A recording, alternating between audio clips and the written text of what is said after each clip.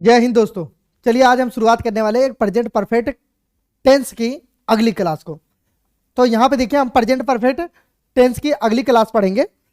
इसके पहले हमने लास्ट वाली वीडियो में प्रेजेंट परफेक्ट टेंस के बारे में थोड़ा सा पढ़ा है, लेकिन आज मैंने आपको कल बताया हुआ था लास्ट वाली वीडियो में कि हैज का प्रयोग पढ़ेंगे। आज उसी हैज को बहुत ही बारीकी से और अच्छे तरीके से समझेंगे। तो चलिए पहले एक सेंटेंस लेते हैं कि लास्ट वाली वीडियो में हमने क्या पढ़ा है। जैसे हमने लास्ट वाली वीडियो में पढ़ा है कि लगा लीजिए यहां पे लिखा हुआ है मुझे बुखार है, बुखार हो चुका है। देखिए मैंने कितनी बार बताया है कि गेट का मतलब होता है होना, गेट का मतलब होता है होना। ये वर्ब है, वर्ब का मतलब क्रिया, गेट का मतलब होता है होना। अब ये देखिए मुझे बुखार है, बुखार हो चुका है, मतलब मुझे, इसका हिंदी एक वाक्य देखिए, और मुझे बुखार है, बुखार है, मुझे बुखार हो गया है, मुझे बुखार हो गया है। आगे देखिए ये वीडियो उनको नहीं समझ में आएगी बिल्कुल जो लास्ट वाली वीडियो नहीं देख रहे हैं। पहली शुरुआत से क्लास से पहली वीडियो से देखें, तब जाकर ये वीडियो देखेंगे। 8वीं नंबर वीडियो है ये, पार्ट 8। तब जाकर आपको यहां तक ये सारा कॉन्सेप्ट आपको अच्छे से समझ में आएगा, ये तीनों। अब आगे देखिए, इस तरीके के सेंटेंस हम लोग हिंदी में बोलते हैं कि मुझे बुखार हो चुका है, मुझे बुखार है, मुझे बुखार हो गया है। इसका मतलब है जो होने का कार्य है वो हो चुका है। समझ रहे हैं? जो होने का काम है वो क्या हो चुका है। तो यहां पे देखिए फीवर का मतलब होता है, फीवर का मतलब होता है बुखार, फीवर, फीवर का मतलब होता है, इसका जो बुखार की इंग्लिश होती है वो होती है फीवर, यानी फीवर का मतलब होता है बुखार। आगे ही बात समझ में। आगे देखिए, यानी बुखार हो चुका है, किसे हुआ है? मुझे, मुझे की इंग्लिश आई। क्यों आई? क्योंकि मुझे का मतलब होता है मैं लास्ट वाली वीडियो में बताया हूं कि मुझे का मतलब होता है मैं, तो मैं की इंग्लिश आई। अब आई लगा दिया। अब हैव या हैज दोनों में से एक। लास्ट वाली वीडियो में हमने देखा है कि आई, यू, दे प्लस प्लूरल के साथ हैव का प्रयोग करते हैं, तो इसके साथ हैव लग जाएगा। आगे देखिए, तो हैव ले लिया, यहां से उठा लिया। उसके बाद कहता है प्लस वर्ब की थर्ड फॉर्म, वर्ब की थर्ड फॉर्म यानी क्रिया का तीसरा रूप। तो उस तीसरे रूप को लेंगे तो गेट का थर्ड रूप होता है गॉट, जीओटी, यहां पे जीओटी, गॉट हो गया। देखिए गॉट। अब उसके बाद क्या है? फीवर है। अब फीवर बस हो गया यहां पे, FEEVER, okay, FEER। I have got a fever, यानी क्या? मुझे बुखार है। आ रहा है पॉइंट समझ में आपको? मुझे क्या है? बुखार है। तो अब देखिए, जैसे यहां पे मुझे मुझे मुझे तीनों कॉन्सेप्ट लिखा है, यानी तीनों सब्जेक्ट लिखा है, लेकिन हिंदी का वाक्य जो है अलग अलग तरीके से, लेकिन जो भाव है यानी जो सेंस है, जो मीनिंग है, जो मतलब है, उसका जो है क्या है? यानी मुझे काम हो चुका है, इसीलिए प्रेजेंट परफेक्ट टेंस कहलाएगा। और इसीलिए इसको हम प्रेजेंट परफेक्ट टेंस के पिलरों पे, तीन जो पिलर हैं उन्हीं पिलर के बिहेव पे ही हम इन्हें ट्रांसलेट करेंगे। जैसे कोई काम हो चुका है, या चुका है, चुकी है, चुके हैं, चुके हूं, चुकी हूं, है, हूं, हो, और subject plus have oblique has plus verb की third form plus dot dot. आगे चलते हैं। अब यहां पे देखिए, अभी यहां पे अगला वाक्य देखिए। अब ये जैसे मुझे बुखार हो चुका है, अब उसी की जगह पे आप इस तरीके से बनाइए, राम को बुखार है, बुखार है, मतलब राम को बुखार हो गया है, बुखार, बुखार हो गया है, लगा लीजिए, ये लिखा है। या राम को बुखार हो चुका है, बुखार हो चुका है, चुका है, लगाइए। देखिए ध्यान से, ये तीनों वाक्य जो है एक ही सेंस का कह रहा है, एक ही भाव पर व्यक्त कर रहे हैं। ये तीनों सेंटेंस जो है, यानी तीनों बात जो है एक ही भाव को प्रकट कर रहे हैं। यानी राम को बुखार है, राम को बुखार हो गया है, राम को बुखार हो चुका है। और हमने बताया है आपको कई बार कि कोई भी क्रिया हुई है जिसका असर अभी भी हुआ हो है तो उसको हम प्रेजेंट परफेक्ट टेंस में यूज करते हैं, बनाते हैं। तो यानी कौन है बुखार? राम। तो राम को लगा लिख लीजिए राम। अच्छा, अब इसके बाद आता है सवाल कि हैव यूज करें या हैज यूज करें। तो मैंने हैव और हैज के फर्क में लास्ट वाली वीडियो में बताया है कि हैव और हैज का फर्क बताया है। तो इसके साथ राम के साथ हैज लगेगा, हैव बिल्कुल नहीं लगेगा, क्योंकि राम एक वचन है, सिंगुलर, राम हैज। अब उसके बाद क्या है? बुखार है राम को, तो होने के यानी वर्ब की थर्ड फॉर्म, और गेट की थर्ड फॉर्म क्या होती है? गॉट। क्या है? फीवर है, तो हो जाएगा आ फीवर। हो गया? Okay, is that clear? किसी को कोई दिक्कत, किसी को कोई परेशानी? अब देखिए, अगर ये भी नहीं समझ में आया है तो अगला देखिए वाक्य। अगर ये भी नहीं समझ में आया है तो देखिए, राम खाना खा चुका है। ये देखिए वाक्य है, राम खाना खा चुका है। अब ये क्या है? यानी राम खाना खाने का कार्य पूरा कर चुका है। बात समझ में आ रही है? नहीं आ रही है? राम जो है खाना खाने का कार्य जो है ना पूरा कर चुका है, यानी उसका काम क्या हो चुका है? खत्म हो चुका है। तो क्या होगा वाक्य? राम हो जाएगा, राम के साथ हैज हो जाएगा, मैंने बताया क्यों हैज होगा। और खाना खाने के अंग्रेजी होते हैं eaten, eaten. Ram has eaten. कुछ लोग फूड भी लिखते हैं, तो आप फूड भी लिख सकते हैं, ऐसी बात नहीं है, लेकिन राम हैज ईटन लिखेंगे तो that is the best. Ram has eaten यानी राम खाना खा चुका है। आगे देखिए, अब इसी की जगह पे अगर ऐसे रहता कि नेहा खाना खा चुकी है, अगर ऐसे रहता नेहा खाना खा चुकी है, ऐसे रहता आपका नेहा खाना खा चुकी है। अब यहां पे सीधी सी बात, सब्जेक्ट चेंज हो जाता, नेहा, बाकी सब का सब वैसे ही उतर जाएगा। नेहा हैज ईटन, बस हो गया, ईटन, फुल स्टॉप। आ रहा है बात समझ में?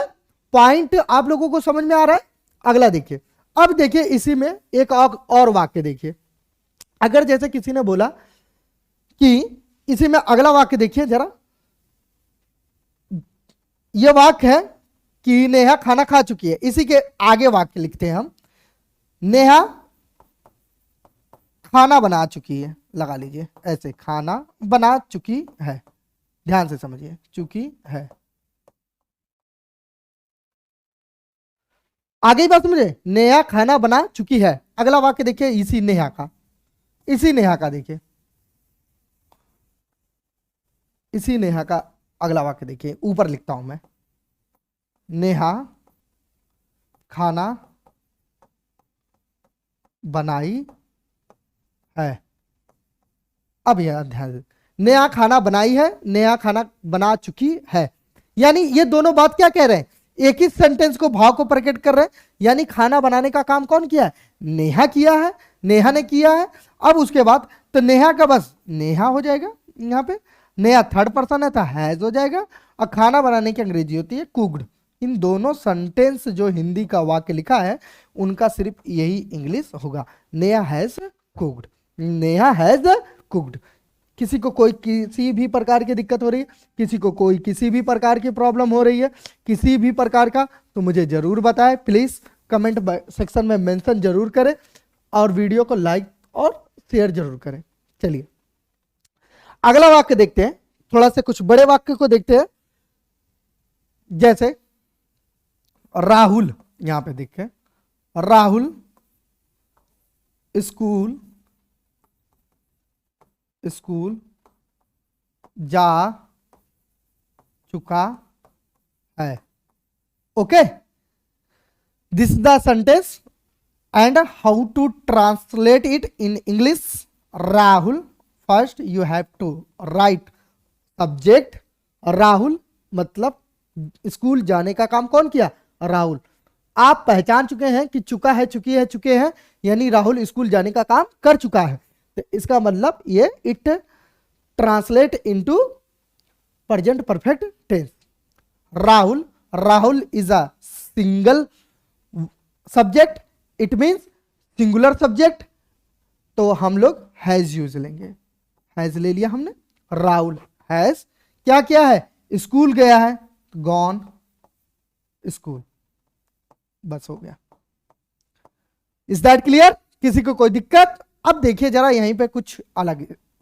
अब यहां पे अगर राहुल, यहां पे लिखा है राहुल स्कूल से आ चुका है, लगा लीजिए यहां पे है। ऐसे कोई है सेंटेंस है जिसमें लिखा हुआ है कि राहुल स्कूल से आ चुका है, तो कैसे बनेगा ये सेंटेंस को देखिए। पहले लिखेंगे राहुल, उसके बाद लिखेंगे हैज, देखिए यहां पे सब्जेक्ट लिखेंगे फिर हैज लेंगे। अब हैव नहीं ले रहा है क्योंकि Rahul is the singular subject, तो राहुल हैज, उसके बाद वर्ब की थर्ड फॉर्म, और कम की थर्ड फॉर्म कम ही होती है, तो राहुल हैज कम, कम की थर्ड फॉर्म कम ही होती है। उसके बाद राहुल हैज कम। अब से जो है इसकी इंग्लिश होती है बाबू फ्रॉम, ध्यान समझिएगा, फ्रॉम होती है से की इंग्लिश, तो यहां पे लगाएंगे हम फ्रॉम स्कूल, बस हो गया। देखिए आपने फार्मूले में थर्ड नंबर पिलर में मैच करिए। ये राहुल आपका सब्जेक्ट हुआ, हैज आपका हेल्पिंग वर्ब हुआ, यानी हैव और हैज में से कोई एक, तो ये हैज हो गया। उसके बाद आता है वर्ब की थर्ड फॉर्म, तो ये आपका कम जो है वर्ब की थर्ड फॉर्म होगा जो हमने लिया। उसके बाद ये जितना भी है डॉट डॉट में आ गया। किसी को कोई दिक्कत, किसी को कोई परेशानी, किसी प्रकार का टाइफाइड मलेरिया अगर हो रहा है तो बताइए जरूर, आगे चलते हैं। Is that clear? किसी को कोई दिक्कत? मुझे उम्मीद है कि आप लोगों को दिक्कत बिल्कुल होनी नहीं चाहिए। आई बात समझ में? अब देखिए जैसे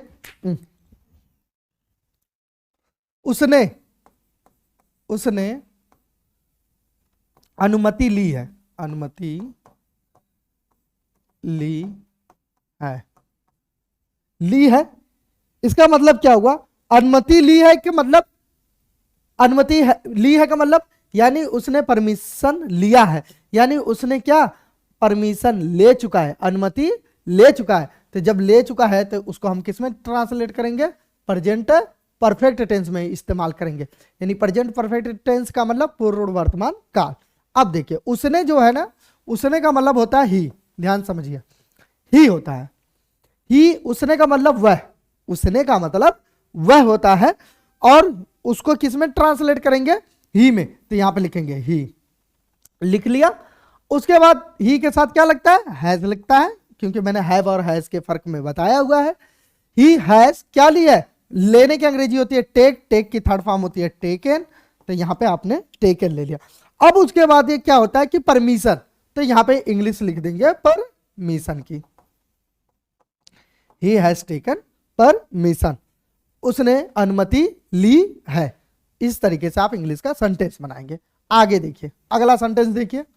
अब उसके बाद जितने भी सेंटेंस लगाएंगे बनाएंगे आप लोग, इन पिलरों को ध्यान पे रख के बनाएंगे। जब प्रैक्टिस करेंगे आप एक दिन में एटलीस्ट कम से कम 100 सेंटेंस बनाने का टारगेट रखिए।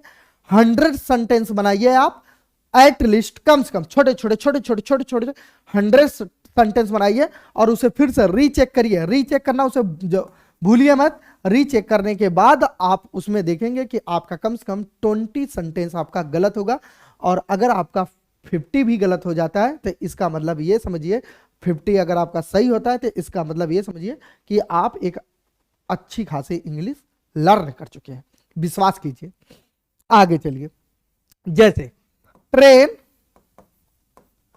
दिल्ली से आ चुकी है, आ चुकी है। अब ध्यान समझिए, चलिए ट्रेन, तो ट्रेन की इंग्लिश ट्रेन, आने के काम कौन किया? ट्रेन। ट्रेन ना आप है ना मैं हूं, यानी ना यू के साथ हैव लगेगा, यू के साथ हैव लगता है तो ट्रेन ना आप है ना मैं हूं, तो ट्रेन थर्ड पर्सन है, ट्रेन के साथ हैज लग जाएगा। तो ट्रेन हैज कम। अब मैंने कहा है कि जब कहीं से आते हैं तो उसके सेंस में क्या लगाते हैं, फ्रॉम लगाते हैं। Train has come from Delhi, तो यहाँ पे दिल्ली लिख देंगे। दैट्स ऑल, मैटर खत्म, बन गई English. Train has come from Delhi, यानी दिल्ली से ट्रेन क्या आ चुकी है। अब अगला देखिए वाक्य थोड़ा से। इस समय मार्केट यानी बाजार बंद हो गई है, ओके। यानी इस समय बाजार बंद हो चुकी है। ध्यान से समझिए, दोनों सेंस क्या है, एक ही है। दोनों सेंस क्या है, एक ही है। इस समय बाजार बंद हो गई है, इस समय बाजार बंद हो चुकी है। तो क्या होगा, इस तरीके से बनाएंगे इंग्लिश। देखिए पहले क्या लिखेंगे, मार्केट, तो यहां पे लिख देंगे द मार्केट एक वचन है, हैज बंद होने की अंग्रेजी क्लोज में ईडी, क्लोज्ड दिस टाइम, बस बात खत्म, दिस टाइम। अब ध्यान से समझिए, इसकी इंग्लिश एक तरीके से और कैसे बनेगी, ऐसे भी ले सकते हैं, this time market has closed. Spoken language में आप इस तरीके से भी बोल सकते हैं, कोई इशू नहीं है। This time market has close, spoken language में ऐसे भी बोल सकते हैं, कोई इशू वाली बात नहीं है कि इसमें धर्म संकट वाली बात आ जाएगी कि आपने ऐसा क्यों बोल दिया, आपने ऐसा क्यों लिख दिया। इसमें कोई धर्म संकट वगैरह वाली बात नहीं है। इज दैट क्लियर, किसी को कोई दिक्कत। आगे चलिए जरा, यहां पे देखिए, स्कूल बंद हो चुका है, स्कूल बंद हो चुका है, मतलब क्या है, स्कूल बंद हो गया है, बंद हो गया है। यानी दोनों बात क्या है, एक ही है ना भाई, दोनों बात क्या है, सेम है। सेम का मतलब क्या, एक ही है। यानी स्कूल बंद हो चुका है, यानी स्कूल बंद हो गया, यानी स्कूल बंद होने का कार्य हो चुका है। तो कैसे बनेगा, तो बस यहां पे लिखेंगे स्कूल, ना स्कूल आप है ना मैं हूं, तो स्कूल थर्ड पर्सन है तो हैज लग जाएगा, बंद होने की अंग्रेजी क्लोज्ड, बस हो गया, स्कूल हैज क्लोज्ड। अब किसी ने यहां पे लिख दिया दुकान बंद हो चुकी है, लिख दिया दुकान बंद हो चुकी है। अब यहां पे लिख दिया किसी ने दुकान बंद हो गई है, तो कैसे बनेगा, दोनों बात एक ही है, सेम है। इस बात को समझिए, बस यहां पे लिखेंगे शॉप हैज क्लोज्ड, दोनों का बात एक ही है, शॉप हैज क्लोज्ड। अब इसी के सामने इस तरीके से आपने लिख दिया, इसी में इस समय, तो क्या हो जाएगा, दिस टाइम। और अगर किसी ने बोल दिया यहां पे इस समय के जगह अब लिख दिया, अब दुकान बंद हो चुकी है, अब दुकान बंद हो गई है, तो दिस टाइम हटा के नाउ, बस बात खत्म हो गया। इज दैट क्लियर, किसी को कोई दिक्कत, किसी को कोई प्रकार की टाइफाइड मलेरिया अगर किसी को हो रहा है तो बताएं, मुझे जरूर बताएं, बात को कमेंट सेक्शन में जरूर लिखें। आगे देखिए,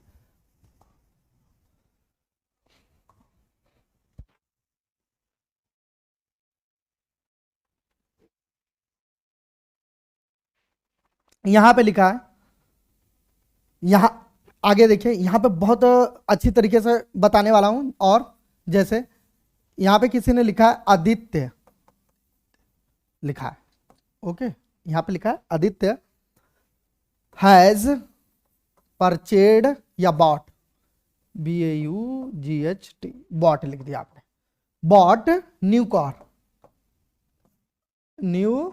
कार। अब इंग्लिश लिखूंगा मैं, आपको हिंदी बनाना है। अब इसकी हिंदी निकालिए। आपने जैसे ही देखा आदित्य लिखा, यानी काम कौन किया है, आदित्य, इसका मतलब ये हो गया सब्जेक्ट।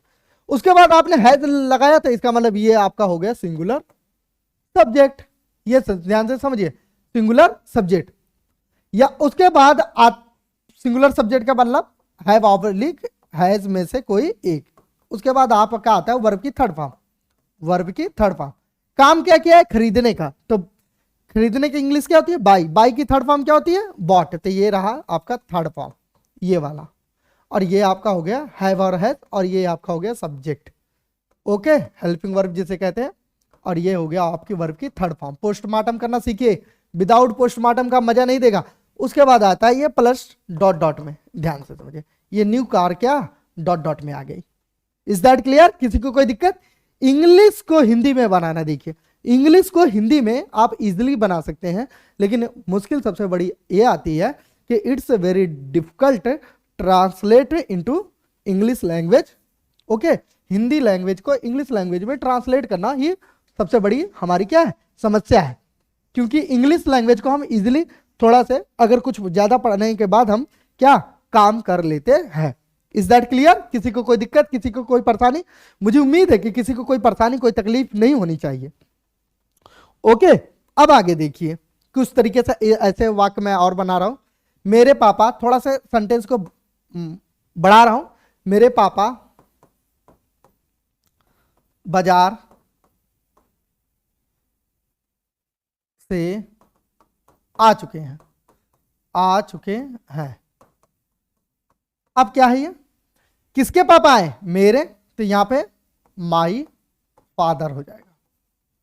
अब पापा एक वचन है, पापा ना आप है ना मैं हूं, तो my father has come from market. मेरे पिता कहां से, बाजार से आ चुके हैं। अब ध्यान से समझिए, अब मेरे पापा की जगह पे आपका यहीं पर रहता मेरा भाई। अगर यहीं पर रहता मेरा भाई बाजार से आ चुके हैं, मेरे भाई, या मेरे भाई बाजार से आ चुके हैं, मेरे भाई बाजार से आ चुके हैं, तो माई सही रहता, फादर के जगह पे ब्रदर हो जाता। उसके बाद सारी चीजें सेम हो जाती। My brother has come from market. अब यहीं पे अगर मेरी मम्मी हो जाता, अगर लिखते हिंदी वाक्य का, तो यहां पे ऐसे हो जाता माई मदर, माई मदर। उसके बाद सेम हो जाता, यानी my mother has come from market. अगर आपने यहीं पे सिस्टर लिखा तो माई सिस्टर। उसके बाद बाकी चीजें सारी सेम हो जाती है, my sister has come from market. Is that clear? किसी को कोई दिक्कत, किसी को कोई परेशानी हो रही है तो बताएं, मुझे जरूर बताएं। और कमेंट सेक्शन में जब तक बताएंगे नहीं तब तक मुझे समझ में आएगा नहीं। Is that clear? आगे चलते हैं। इंग्लिश देखिए, बस सीखने का जब तक प्रैक्टिस नहीं करेंगे तब तक आप लर्न नहीं कर सकते। विदाउट प्रैक्टिस का आप बिल्कुल भी लर्न नहीं कर सकते। प्रैक्टिस जितना करेंगे उतना ही आपको इंग्लिश आएगी। Is that clear? मुझे पूरी उम्मीद है। थोड़ा सा कुछ पॉइंट है, थोड़ा सा नोट करिए, इस पॉइंट को लगा लीजिए। जैसे पहला पॉइंट है, लिखा है कि जैसे यस्टरडे है, आपका यस्टरडे है, यानी यस्टरडे का मतलब होता है कल, यानी कल कौन सा, यानी बीता हुआ कल। समझिएगा, बीता हुआ कल, बीता हुआ कल। ओके, और टुमारो का मतलब भी होता है कल, लेकिन यस्टरडे का मतलब होता है बीता हुआ कल, टुमारो का मतलब होता है आने वाला कल। इस बात को ध्यान से समझिए। अगर ऐसा बीता हुआ कल दिया है या लास्ट नाइट दिया है, लास्ट नाइट दिया है, तो हम क्या करेंगे, इस काल में प्रयोग नहीं करेंगे, यानी प्रेजेंट परफेक्ट टेंस में बिल्कुल भी यूज नहीं करेंगे। ये कुछ नियम है। Okay, is that clear? किसी को समझ में आ रहा है कि नहीं? आगे बात समझ में? तो इस तरीके से ट्रांसलेट नहीं करेंगे। थोड़ा सा एक और भी अच्छे तरीके से, उसने, थोड़ा सा बड़ा है, ध्यान से समझिएगा, लेकिन बहुत जबरदस्त है। उसने मेरा दिल तोड़ दिया है, तोड़ दिया है, तोड़ दिया मैंने लिखा है, यहां पे है लिख देता हूं। इसका मतलब समझिए, वह मेरा दिल तोड़ चुकी है। अब ध्यान से समझिए, उसने मेरा दिल तोड़ दिया है या उसने मेरा दिल तोड़ चुकी है। चलिए, उसने मेरा दिल तोड़ दिया है, उसने वह मेरा दिल तोड़ चुकी है। उसने का इंग्लिश क्या होता है? वह। मैंने बताया उसने का मतलब वह, और वह की इंग्लिश ही और सी।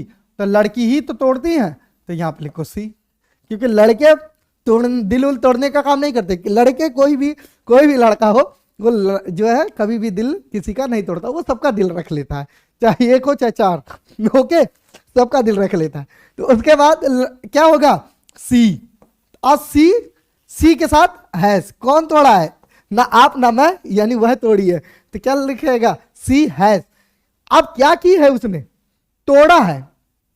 तो ब्रेक मतलब होता है तोड़ना, ब्रेक की थर्ड फॉर्म होती है ब्रोकन। ब्रोकन क्या तोड़ा है? मेरा दिल। तो यहां पे माई हार्ट, बस हो जाएगा, माई हार्ट।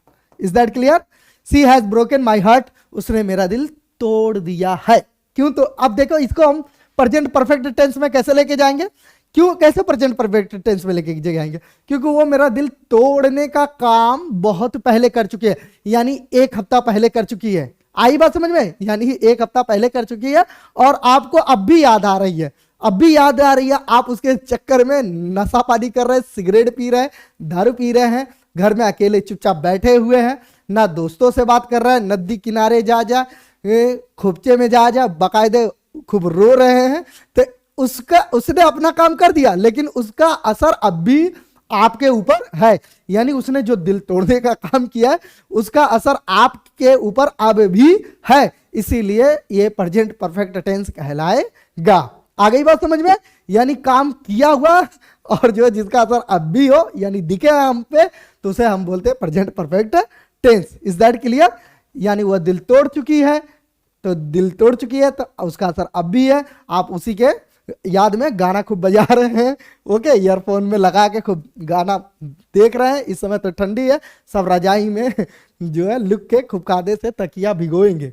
जितने लड़के हैं खूब बकायदे, लड़के तो सामने रोते नहीं है, लेकिन आड़े में रोते हैं, ओके। तो इस तरीके से लड़के बहुत ज़्यादा रोते हैं, तो उसे इसीलिए इसे हम प्रेजेंट परफेक्ट टेंस में लेकर जाएंगे।